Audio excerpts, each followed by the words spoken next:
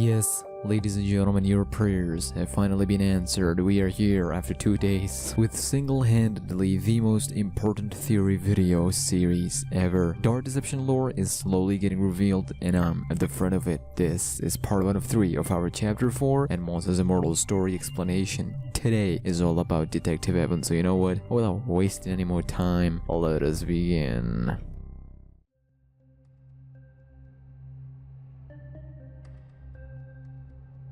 We are going to split this into small blocks to make it easy for us to understand. We are trying to solve entire Dark Deception lore here, piece by piece, and this game gave us just that. Dark Deception's second standalone game, Monsters Immortals, a multiplayer campaign, gave us so many exciting stuff in the beta. Yes, in the beta. It had some of the biggest reveal in Dark Deception history, and some of it is confirmed to be canon too. We are just touching that part. Monsters Immortals had a 4-day beta, and thanks to you guys' support, Vincent Linux of course, and Glowstick Entertainment, they showered me with early beta keys. We played it live here on the channel, and I was bamboozled by the huge reveal of 2 of the most important characters in Dark Deception's story. I don't want to be immortal because I will. I'm mortal. Is that Doug Hauser? That is Doug Hauser! Detective. That is Doug Hauser. Who's that? That is Doug. Detective Evans! I knew it! I knew it! I knew it! I know about him! I know about him! He's... Yeah. But today we are only touching one character. Now, before any of you start complaining, this game indeed has some canon stuff added to it. It is in the same Dark Deception universe. It is happening again, ladies and gentlemen, the universe becoming complicated. Monsters Immortal's official Twitter confirmed before the beta that the base game's main protagonist will finally be revealed, which was long dreamt by Dark Deception fans. Glowstick using this game as a way to reveal important lore is a perfect strategy because it makes Monsters Immortals valuable to a Dark Deception fan. It's not just a different game, it pieces many puzzles of the base game's story as we know it. But Monsters Immortals itself is important even without these characters. Why? We'll come to that later, but first we need to divert our attention to this man. When I opened the beta in one of the 2 modes where you can play either as monster or mortal, I was put into mortal category where I saw 2 characters. This is Doug Hauser, sure, super important, but who is that?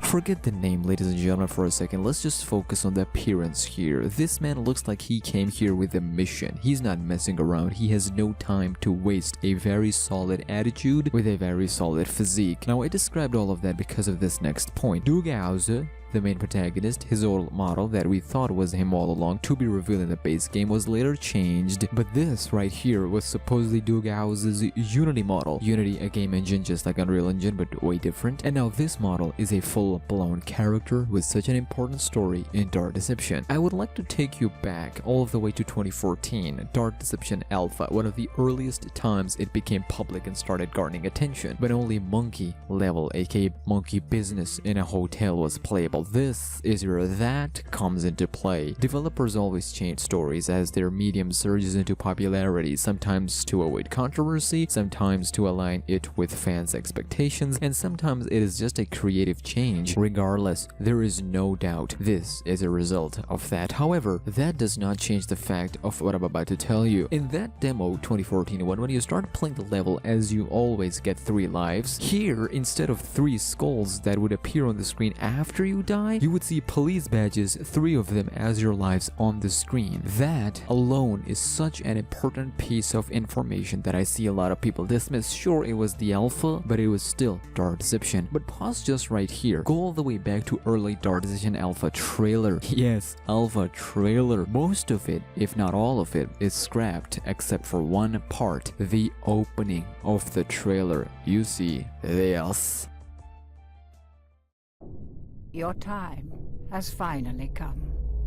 Now, in your desperation, you turn to me, Police cars outside, late at night, raining, thunderstorm, a very dark imagery. But then again, we're talking about dark deception here. What you expect? If you just put two and together, the police cars outside in the trailer, and then later a man with police badges roaming around in a hotel, it is pretty obvious what we're getting here. But to give it even more solid ground, this police shot is one of the only things that's resurfaced and is returning to dark deception. Most specifically, chapter 4. This teaser right here, show me who you really are. Now, whilst that text up here makes things very complicated, we're going to steer clear from that, as this text was meant for Dugause, and we ain't talking about Dugause. Even in 2015's Agatha's demo, the early school build, the only early school build, we saw same 3 police badges. SmackNPie, we are seeing a pattern here. It is right underneath our noses here. We're seeing police cars as if something happened. Later, we're seeing a man with police badges roaming around in hotels and school. What does it all mean? Well, we are one step close, but don't get too comfortable. Get your butt here in chapter 3, the most lore-giving chapter of Dark Deception. In both the Stranger Sewers and Crazy Carnival, we learn about Dugause, the main protagonist's condition mentally, but also we learn about 5 different women accusing Doug of multiple sexual assault and misconduct, basically that naughty behavior. It was getting too much until he gave himself in before bailing out. But what happened before that and after that police car? What went down, you might ask?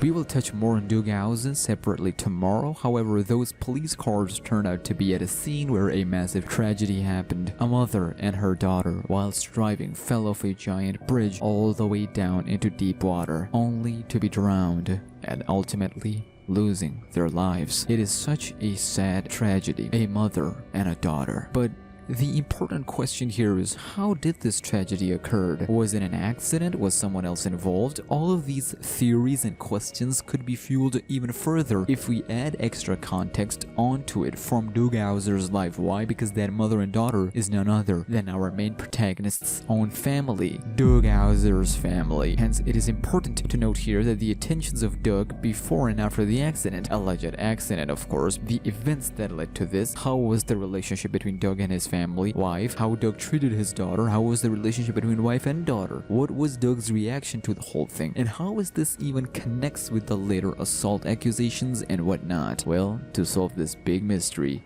New York's police department, yes, the location is indeed confirmed to be New York and Manhattan specifically, so NYPD assigns a detective on this case to solve this complicated timeline, this mess of one crime over another, their connection.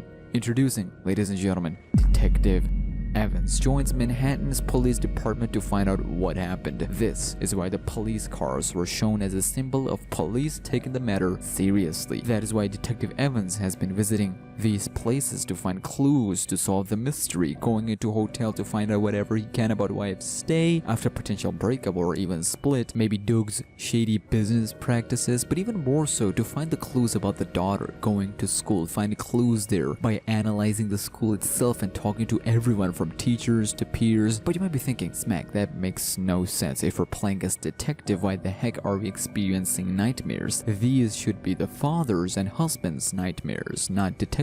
Well, you're right, which is why we are not playing as detective. The idea was brought to life in 2014, 2015, but later shot down, hence we're playing as Doug Hauser. There is one more theory and route we can go towards, and that is that this is not straight out from police department, and this is just a private detective, either assigned by someone from the wife's family or someone who saw the families, that wife and daughter, who never got justice. The culprit was never found, the police dismissed the case, and Detective Evans, a private detective, took the matters into his own hands and finally started to dig deep into this, which would explain why there was no other officer in all of these locations in 2014 and 2015 demo, which would also explain why he was alone in hotel and school, and that is why he was having complications in order to get any clues whatsoever. There is an interesting parallel here. Whilst Detective Evans is out here in the real world, in hotels, school, and different areas areas that affected Doug's family and their lives, regardless of whether you take him as the police department assigned detective or a private detective. Doug House here in the nightmare world doing the exact same thing, except he is facing those demons, nightmares, and now he is enduring that pain, suffering, and agony that his family had to endure for years. This was Detective Evans in Dark Deception. His role might seem minor, but his findings leads to far more significant things. I bet we'll find out more and soon, and maybe potentially see him returning in chapter 4 or 5. But guess what? The family he's finding justice for has far bigger issues and complications, and that will be part 2. Join us tomorrow for Doug House and the Family Secrets. This is Dark Deception Explained.